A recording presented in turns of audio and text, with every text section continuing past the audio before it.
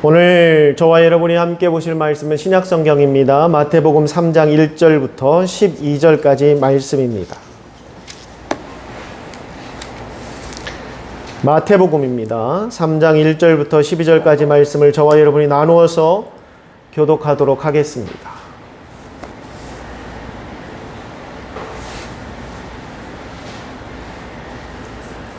제가 1절 말씀부터 먼저 읽도록 하겠습니다.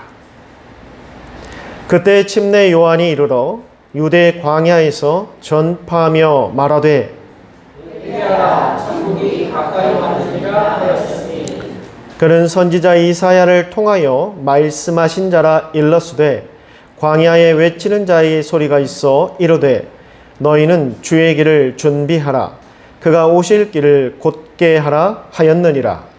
이 요한은 낙타털 옷을 입고 허리에 가죽띠를 띠고 음식은 메뚜기와 소상이었다. 이때 예루살렘과 온 유대와 요단강 사방에서 다 그에게 나아와 자기들의 죄를 사과하고 요단강에서 그에게 증인을 받더니 요한이 많은 바리새인들과 사두개인들이 침례 베푸는 대로 오는 것을 보고 이르되 독사의 자식들아 누가 너희를 가리켜 임박한 진노를 피하라 하더냐. 속으로 아브라함이 우리 조상이라고 생각하지 말라. 내가 너희에게 이르노니 하나님이 능히 이 돌들로도 아브라함의 자손이 되게 하시리라. 이미 도끼가 나무 뿌리에 놓였으니 좋은 열매를 맺지 아니하는 나무마다 직접 불에 던져주리라. 나는 너희로 회개하기 위하여 물로 침례를 베풀거니와 내 뒤에 오시는 이는 나보다 능력이 많으시니 나는 그의 신을 들기도 감당하지 못하겠노라. 그는 성령과 불로 너희에게 침례를 베푸실 것이요 손에 키를 들고 자기를 타작마당을 정하게 하사 알곡을 모아 곡간에 들이고 쭉정이는 꺼지지 않는 불에 태우리시라. 아멘.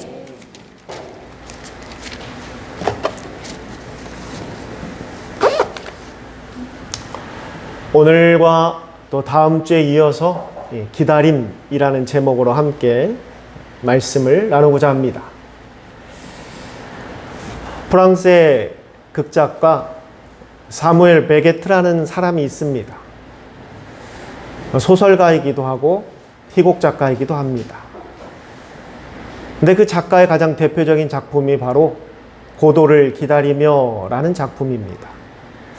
아마 연극에 관심이 있으신 분들은 한 번쯤 그 연극을 보셨을 겁니다.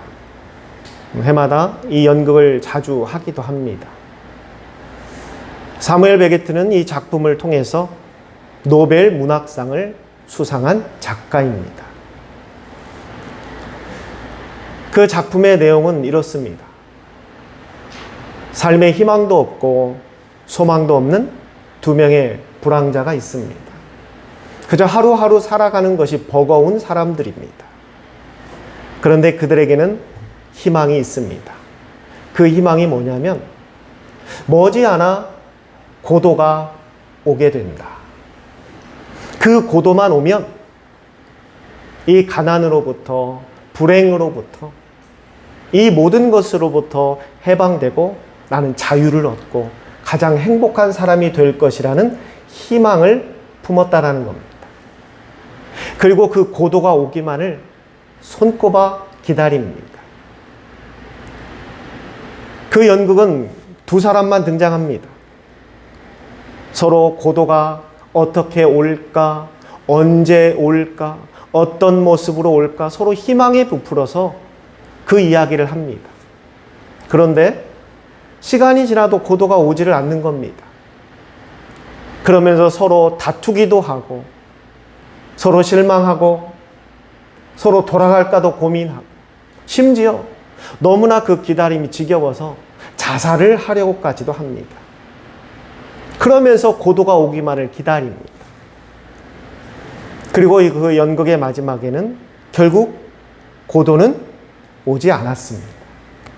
그러고 연극은 끝납니다. 연극 한 편을 다 보셨죠? 그런데 여러분, 그 두 사람이 고도를 그렇게 기다리는데 정작 그 고도가 누구인지, 무엇인지를 이야기하지 못합니다. 연극 가운데 단 한 번도 말하지를 못해요.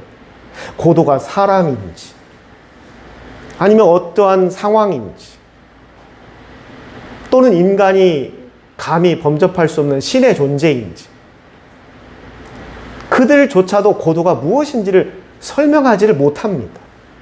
왜 설명하지를 못하냐면 고도를 그렇게 기다리고 있는데 고도가 무엇인지를 그들조차도 모르고 있었기 때문입니다. 그러면서 연극은 끝납니다. 참 허무하죠? 그런데 이 작품이 노벨 문학상까지 받게 된 이유가 뭐냐면 인간이 품고 있는 이 희망이라는 것, 인간이 기다리는 그 행복이라는 것이 과연 무엇인지에 대해서 우리에게 묻고 있다는 겁니다. 여러분들도 행복하기를 원하십니까? 행복하기 위해서 지금 열심히 살고 있는 거 아닙니까? 불행하기 위해서 돈 버는 사람은 없을 겁니다. 불행하기 위해서 일하는 사람도 없습니다.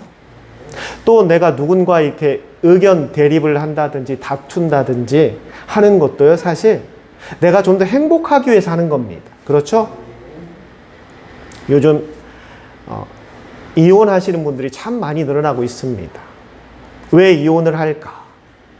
예전에는 그래도 살아야지, 어떻게든지 참아야지, 자식이 있는데, 이런 말들을 많이 했는데요. 요즘은 이혼하는 그 이유가 뭐냐면 행복하기 위해서 이혼한다고 합니다. 너무나 그 삶이 불행하기 때문에, 그래서 행복을 찾기 위해 어쩔 수 없이 이혼을 선택한다고도 합니다. 이처럼 사람들은 그 모양이나 또는 색깔이나 방식은 달라도 누구나 다 이 행복을 추구하고 있습니다. 저 또한 목사지만 목회를 좀 행복하게 했으면 좋겠습니다. 억지로 하는 목회, 사명감 때문에 하는 목회는요, 저를 더 힘들게 해요. 그래서 저도 목회를 하려면 좀 행복하게 해야겠다라고 마음먹고 기도하고 있습니다. 여러분들도 행복하시길 바랍니다. 정말로 행복하길 바랍니다. 아멘 안 하신 분들은 지금 현재 행복한 거라고 믿겠습니다.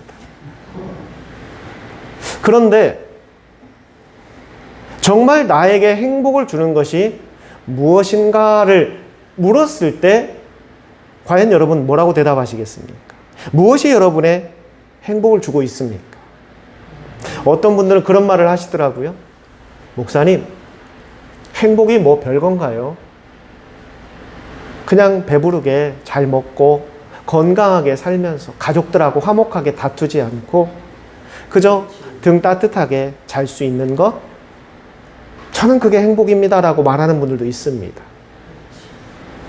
참 아름답죠? 또 어떤 분은요, 아주 구체적으로 얘기하는 분들도 있어요. 저는요, 한 1,000억만 있으면 행복할 것 같습니다. 그런 분도 있습니다. 돈 걱정 없이 누구 밑에서 일 안 해도 되게. 그냥 여행도 다니고 하고 싶은 거 다 하고 한 1,000억만 있으면 저는 행복할 것 같습니다라고 이야기하는 분들도 계세요. 또 어떤 분은 높은 권세를 좀 내가 가져봤으면 좋겠다. 평생을 사람들에게 무시당하면서 살았는데 이제 무시 안 당하고 내가 어딜 가더라도 사람들에게 존중받는 그런 권세를 좀 내가 누렸으면 좋겠다. 그럼 제가 행복할 것 같습니다라고 이야기하는 분들도 있어요.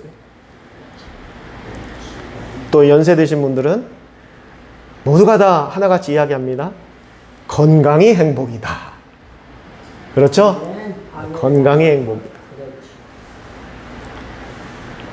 각자마다 이 행복의 기준이 다르고요. 또 원하는 양도 다르고 방식도 다 제각각이지만 그래도 모두가 똑같은 건 행복하기를 원한다는 겁니다. 그런데 다시 원점으로 돌아와 무엇이 여러분을 행복하게 하고 있습니까? 라고 물을 때 거기에 대한 대답이 쉽지 않다라는 겁니다.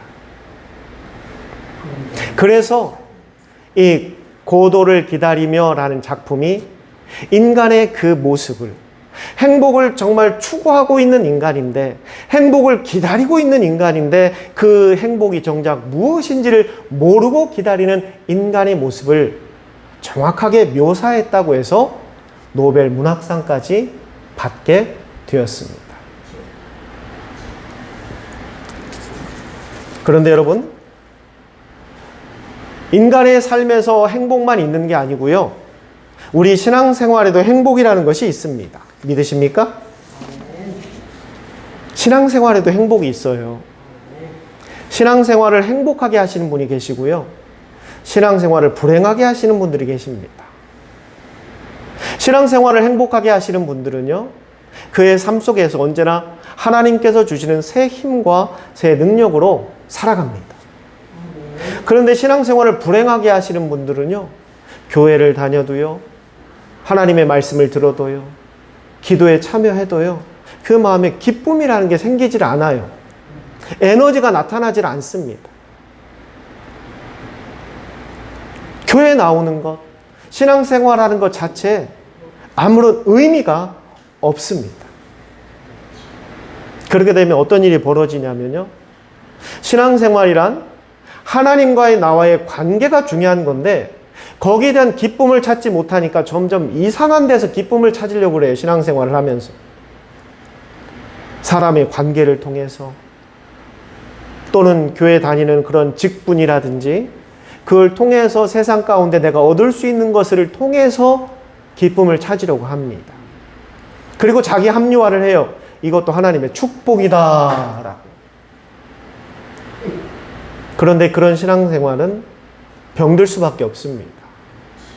나의 신앙을 피폐하게 만들고요, 점점점 하나님으로부터 멀어진 그건 신앙생활이 아니에요. 그냥 종교생활입니다. 그런 생활이 되어버릴 수 있다는 겁니다. 그래서 여러분, 여러분의 삶도 행복해야 되겠지만 여러분의 신앙생활도 행복하기를 바랍니다. 그래야 돼요. 내 신앙도 좀 행복한 신앙생활을 해야겠다. 여러분들이 좀 더 행복한 신앙생활을 할 수 있도록 교회는 전폭적으로 지원하고 도울 겁니다. 그래서 여러분이 행복한 신앙생활을 하기를 원하시는 것이 있다면, 도움이 필요하다면 언제나 저나 교회에 이야기해 주시기 바랍니다. 교회는 그것을 해줘야 될 의무가 있습니다. 성도들이 신앙생활을 행복하게 할 수 있도록 해줄 의무가 교회에는 있어요. 오늘 말씀의 배경은 이렇습니다. 솔로몬이 죽고 난 이후에 이스라엘은 둘로 쪼개져 버렸습니다. 북이스라엘과 남유다로 나눠져 버렸어요. 우리나라처럼 남과 북으로 나눠진 것처럼 서로 같은 핏줄이고 같은 동포이고 같은 민족인데 나라가 둘로 갈라졌어요. 그리고 막 서로 싸우기도 하고 어쩔 때는 또 돕기도 하고 그렇게 살아왔습니다. 그러다 주전 722년에 북쪽에 있는 이 이스라엘이라는 나라가 그 더 위에 있는 큰 나라 아수르에 의해서 그만 멸망을 받아버렸습니다. 멸망받았다라는 이야기는요, 나라가 없어져 버렸어요. 그냥 아수르의 국가가 돼버린 겁니다. 그 모습을 봤던 남쪽에 살고 있는 이 유다 사람들이 보니까 큰일 난 거예요. 아이고야. 아무리 우리가 그렇게 싸웠어도 북이스라엘이나 남유다나 하나님의 백성들이 사는 곳인데, 아니 어떻게 첫 땅이 이방 민족에 의해서 점령을 당하고 나라를 빼앗기고 나라가 사라져버릴 수 있느냐. 위기감을 느끼기 시작합니다. 그때 나타났던 선지자가 누구냐면요, 바로 이사야 선지자입니다. 들어보셨죠? 이사야 선지자가 그때 등장한 거, 하나님이 그때 보내셨어요. 처음에 이사야 선지자는 참 겁이 많고요, 부끄러워하는 사람이에요. 샤이한 사람이었어요. 남 앞에 나가는 걸 너무나 부끄러워했어요. 그런 사람이 어떻게 선지자를 하겠습니까?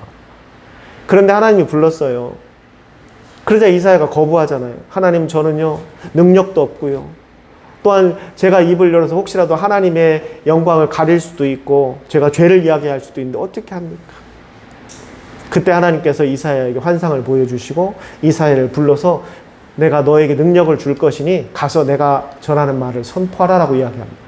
그래서 이사야가 그 시기에 와서 뭐라고 이야기했냐면요, 이스라엘 백성들은 두려워하지 마라.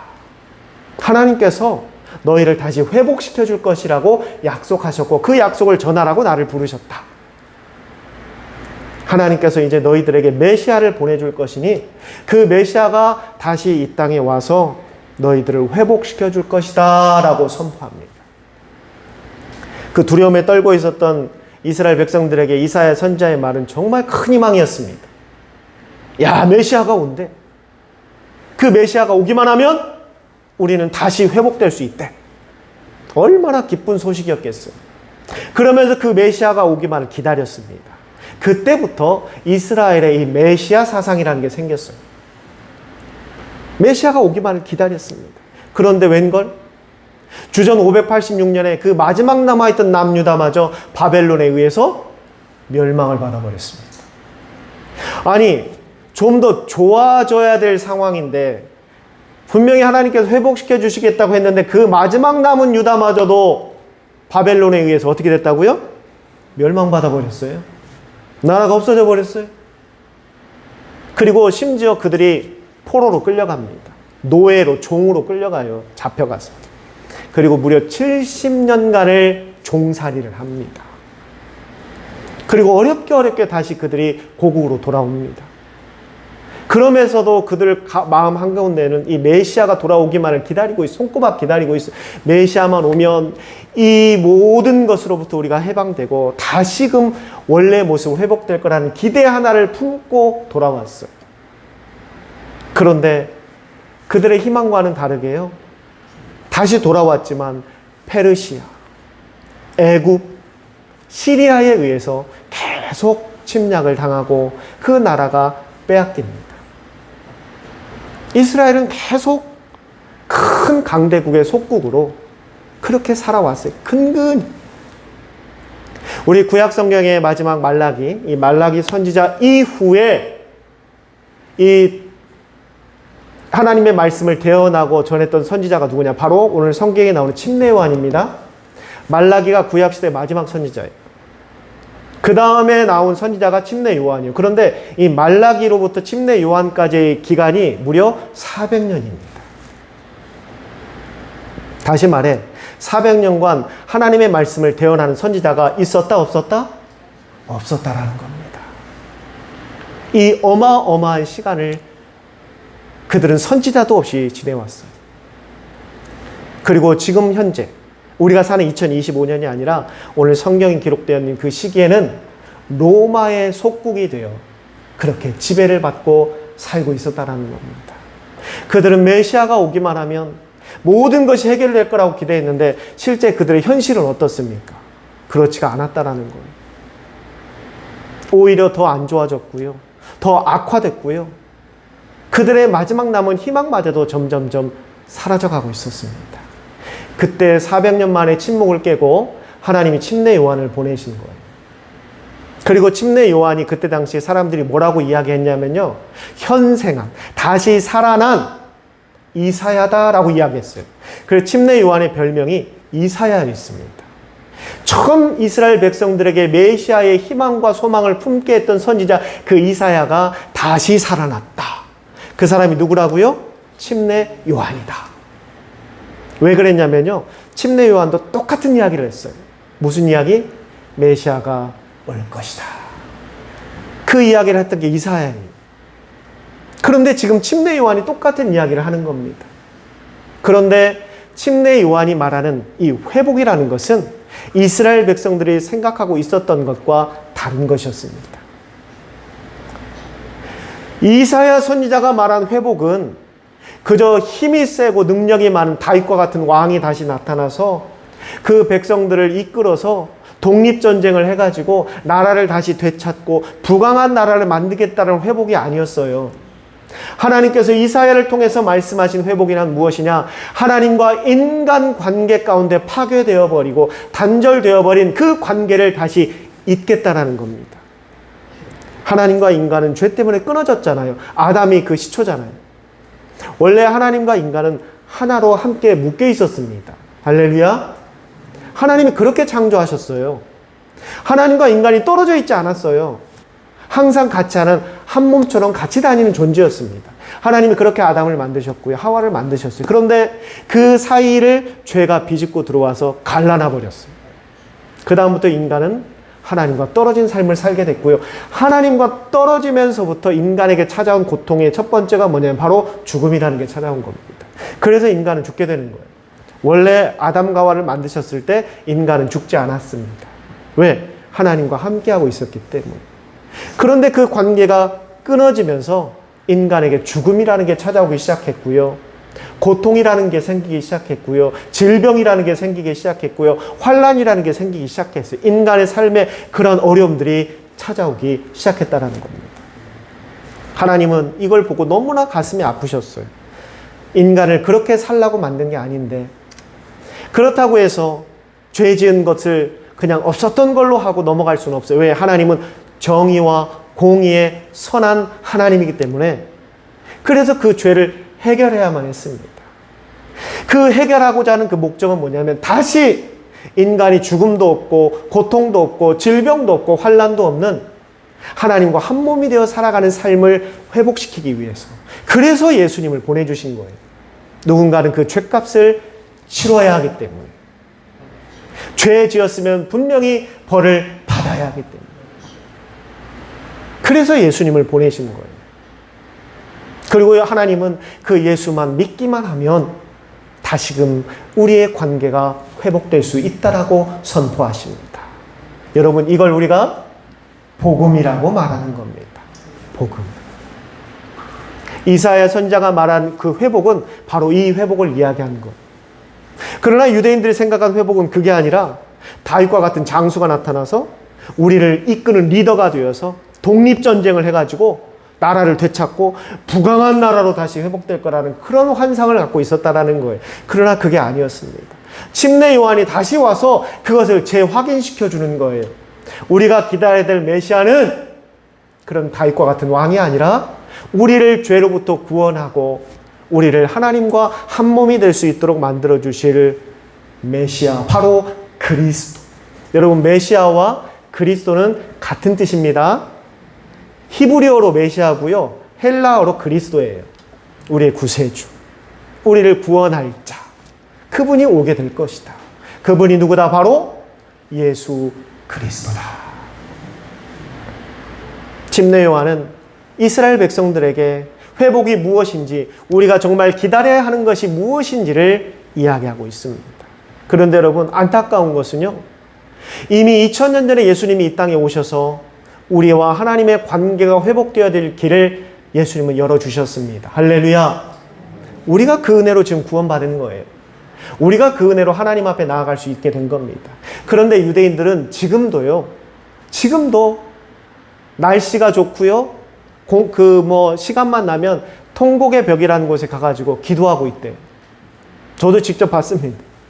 뭘 기도하냐면요, 하나님, 이사야 선지자를 통해서 예언했던 그 메시아가 왜 안 옵니까? 언제까지 기다려야 합니까? 빨리 오세요, 하나님.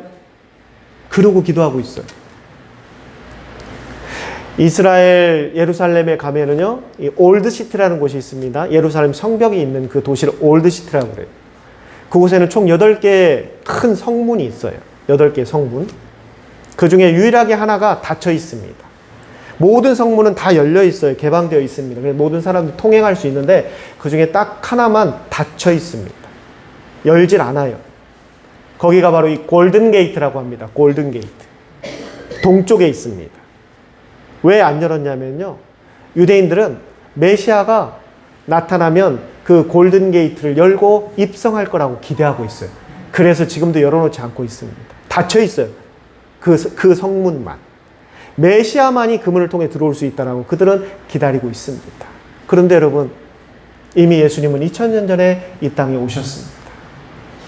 그리고 33년 6개월을 우리와 함께 사셨고요, 이 땅에 이루어질 모든 이 구원에 대한 사역을 십자가의 죽으심으로 3일 만에 부활하심으로 완성하셨습니다. 그리고도 40일 동안 우리와 또 함께 계셨어요. 왜?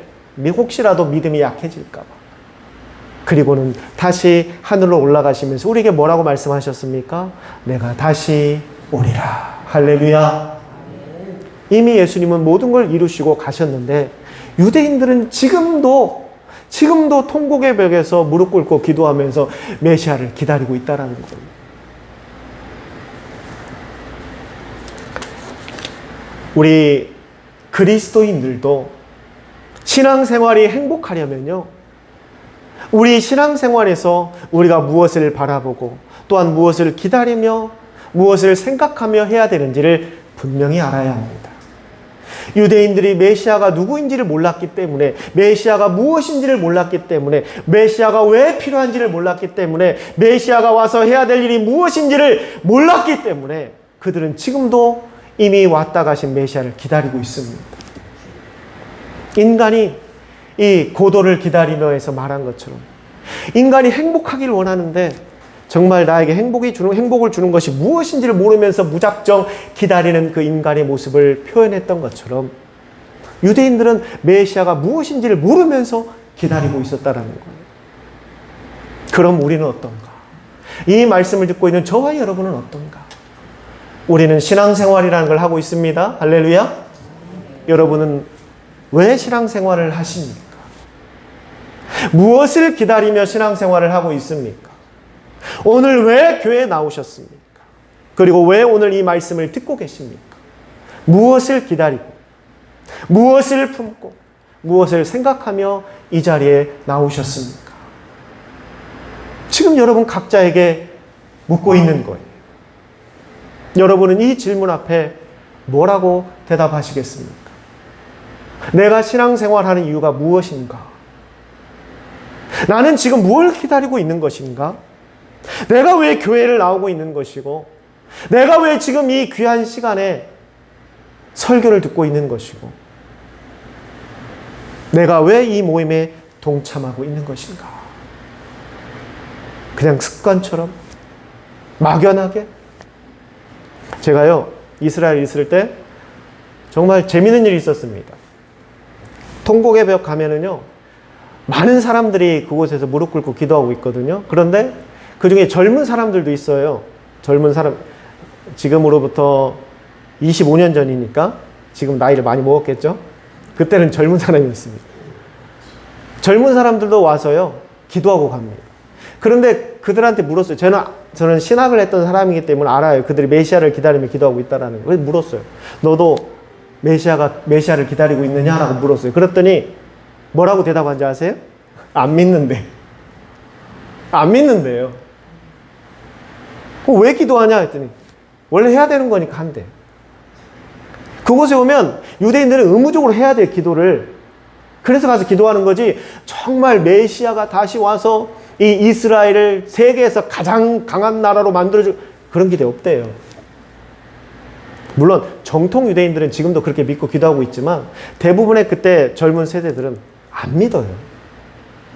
현실적으로, 상황적으로, 국제 정세를 놓고 봤을 때 누가 온들 이스라엘을 강대국으로 만들지, 그들도 알아요. 공부를 해서 지식이 있기 때문에 알아요. 세상이 어떻게 돌아가고 있는지를 알기 때문에 없다라는 걸 알아요.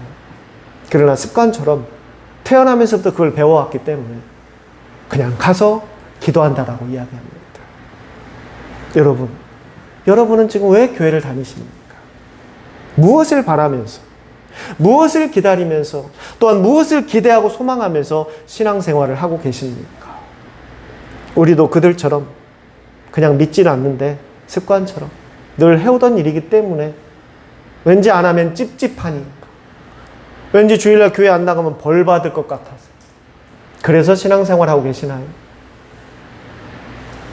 이것은 정말 우리가 왜 신앙생활하고 있는지 그 가장 근본적인 이유조차 모르고 생활하고 있다는 겁니다. 그래서는 안 됩니다. 그러한 곳에는요, 그 어떤 하나님의 역사도 나타나지 않습니다. 그러한 삶에는요, 하나님의 인도하심, 하나님의 도우심, 하나님의 배려, 하나님의 간섭하심, 하나님의 역사와 하나님의 능력이 창출되지 않습니다. 그저 교회는 다니고 있지만 예수 믿지 않는 사람들과 같은 삶이에요.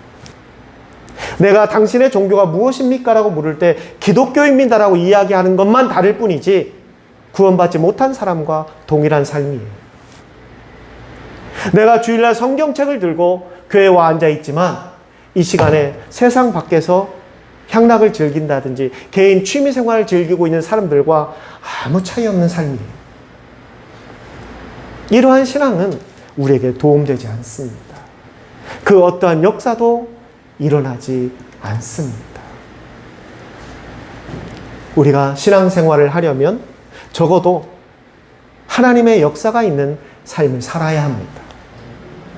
그저 말로만, 생각으로만, 지식으로만 믿고 있는 하나님이 아니라 정말 나의 삶 속에 나의 삶의 일거수일투족을 주관하시고 우리를 이끄시는 그 하나님의 도우심을 체험하는 신앙이 되어야 합니다. 그래야 여러분 신앙생활이 행복해지는 겁니다. 그게 없으면은요, 수십 년을 여기 앉아 있어도 여러분의 삶에 아무런 기쁨이 생기질 않아요. 지루하고 피곤하고 지치고 그저 설교 소리는 잔소리로 들리기 시작하고 무의미한 시간으로 흘러버린다는 겁니다. 여러분, 저는 여러분에게 지금 강연을 하기 위해서 온 강사가 아닙니다. 저는 정말 이사야처럼, 침례요한처럼 여러분에게 여러분의 생명에 대해서 이야기하고 있는 주의 종입니다. 하나님께서 저를 여러분의 목사로 세운 이유가 바로 그거예요. 단 한 사람이라도 생명의 길을 걸어갈 수 있도록 인도하기 위해 저를 불렀고 세웠습니다. 그래서 저는 그 사명을 최선을 다해 감당할 겁니다. 성도 여러분, 신앙생활이 행복하려면요, 내가 무엇을 기다리고 있는지, 내가 무엇을 바라고 있는지, 내가 무엇을 원하고 있는지, 또한 내가 무엇을 생각하고 있는지를 분명히 알아야 합니다. 그것 없이 신앙생활 하면은요, 수십 년, 수백 년을 해도 아무런 의미가 없습니다. 그걸 우리가 뭐라고 말하죠? 시간 낭비입니다. 그저 시간 낭비. 오히려 그 시간에요, 가서 집에서 편하게 1시간 푹 숙면 취하는 게 어쩌면 여러분들 삶에 더 도움이 될 수 있어요. 일주일 동안 얼마나 피곤하셨습니까? 잠도 잘 못 자고 열심히 살았는데 가서 1시간 늦잠 푹 자는 게 어쩌면 여러분들 인생에, 이 땅에 살아가는 인생에 더 도움될지 몰라요. 그러나 우리는 이 땅의 삶을 위해 살아가는 게 아니라 영원한 천국을 향해 살아가는 사람들이기 때문에 오늘 이 시간에 나온 것이고 또 이 말씀을 듣고 있다라고 저는 믿습니다. 그럼 우리가 기다려야 하는 것은 무엇인가? 우리가 무엇을 소망하고 있어야 하는가? 오늘 침례요한은 그걸 딱 3가지로 이야기합니다. 첫 번째가 무엇이냐? 바로 천국입니다. 침례요한이 선포한 가장 첫 번째가 뭐예요? 천국이 가까웠다. 여러분, 우리가 신앙생활하는 것은요, 천국을 바라보고 있기 때문에 하는 겁니다. 할렐루야. 천국이 없으면 신앙생활할 이유가 없어요. 천국이 없으면 예수 믿을 이유가 없어요. 천국이 없으면 구원받을 이유도 없습니다. 신앙생활하는 목적, 가장 중요하게 우리가 바라봐야 되는 것은 천국을 바라보며 사는 겁니다. 세상에는 천국이 없습니다. 이 땅에 있는 모든 것은요, 예수님이 재림하는 순간 모든 것이 그 형질조차 없이 다 사라져버립니다. 없어져요. 안개처럼 사라져버려요. 영원히 존재하는 건 오직 천국 하나뿐입니다. 신앙생활은 천국을 바라보며 하는 겁니다. 두 번째가 뭐냐? 침례 요한이 말합니다. 성령으로 침례를 받으라고 말하는데요, 이 성령 침례를 받으라는 말은 구원받으라는 이야기입니다. 할렐루야. 구원받으라는 거예요. 우리가 신앙생활하는 목적은 뭐냐? 우리가 구원을 받았기 때문에. 구원받는다라는 건 새 사람이 되었다라는 것, 중생했다, 거듭났다, 다시 태어났다라는 겁니다. 그리고 마지막으로 우리가 기다리는 것은 무엇이냐? 바로 예수님의 다시 오심. 할렐루야. 우린 예수님의 그 재림과 다시 오심을 기다리며 살아가는 사람들입니다. 여러분, 누가 여러분들에게 당신은 왜 교회 다니십니까? 당신은 왜 예수를 믿고 있습니까? 당신은 왜 신앙생활하고 있습니까? 라고 물으신다면 이 3가지만 꼭 대답하십시오. 저는 천국을 소망하고 있기 때문에, 저는 구원을 받았기 때문에, 그리고 저는 예수님이 다시 오실 것을 믿고 있기 때문에 신앙생활하고 있다고. 할렐루야. 오늘은 여러분들이 학습되어져서 지식으로 지금 쌓여 있겠지만 머지않아 이게 여러분들 그저 지식에서 머무는 게 아니라 이게 여러분의 삶이 되었으면 합니다. 그리고 신앙생활하는 목적이 되었으면 합니다. 그리고 그것을 기다리며 나아가는 여러분들이 되시길 바랍니다. 사랑하는 성도 여러분, 하나님께서는 지금도 이 땅에 예수 그리스도를 알지 못하는 사람들을 부르고 계십니다. 왜 우리가 기다리는 예수님의 재림이 늦어지고 있는 것일까? 우리 입장에서는 안타까워요. 기다림이 지칠 수도 있습니다. 그러나 하나님의 입장에서는 단 한 영혼이라도 더 구원하고자 하는 하나님의 배려이고 사랑이고 은혜입니다. 여러분, 예수님의 재림이 빨리 이루어졌으면 좋겠죠? 빨리 되기를 원하시는 분들은 아멘 하시기 바랍니다. 빨리 되기를 원하시면 아멘 하시기 바랍니다. 내일 돈 받아야 할 게 있는 분들이 몇 분 계신 것 같으시고. 예수님의 재림이 빨리 되려면요, 더 많은 사람들이 구원받으면 됩니다. 그래서 더 이상 이제 구원받을 사람이 없을 때, 그때가 되면 예수님 바로 재림하십니다. 하나님은 지금도 그 많은 영혼들이 구원받기를 기다리고 계세요. 우리에게 구원이 있고 천국의 소망이 있고 예수님의 재림에 대한 기다림이 있다면 여러분, 복음을 전합시다. 예수님을 증거합시다. 그 사랑을 전합시다. 그리고 여러분들의 신앙생활이 정말 그 예수 그리스도께서 우리에게 주신 그 구원의 가치를 깨닫고 천국을 소망하고 예수님의 재림을 손꼽아 기다리며 가장 행복한 신앙생활이 되시기를 주님의 이름으로 축원합니다. 기도하겠습니다. 귀하신 아버지 하나님, 오늘도 하나님의 귀한 말씀을 듣게 해주심을 감사합니다. 우리가 그동안 신앙생활을 해오고 있는데 왜 신앙생활을 하는지, 왜 교회를 다니는지, 왜 예수를 믿는지에 대한 질문을 해본 적이 없습니다. 그러나 이제는 각자 스스로에게 이 질문을 할 수 있게 해주시옵소서. 나는 왜 지금 교회를 다니고 있는지, 나는 왜 예수님을 믿고 있는지, 나는 왜 지금 신앙생활을 하고 있는지. 하나님, 그 질문 앞에 이제는 당당히 천국을 소망하고 있기에, 구원을 받았기에, 예수님의 재림을 기다리고 있기에 신앙생활을 하고 있다라고 대답할 수 있고, 그 대답이 그저 입술의 고백이 아니라 저들의 삶이 될 수 있게 하여 주시옵소서. 예수님의 이름으로 감사하며 기도드리옵니다. 아멘.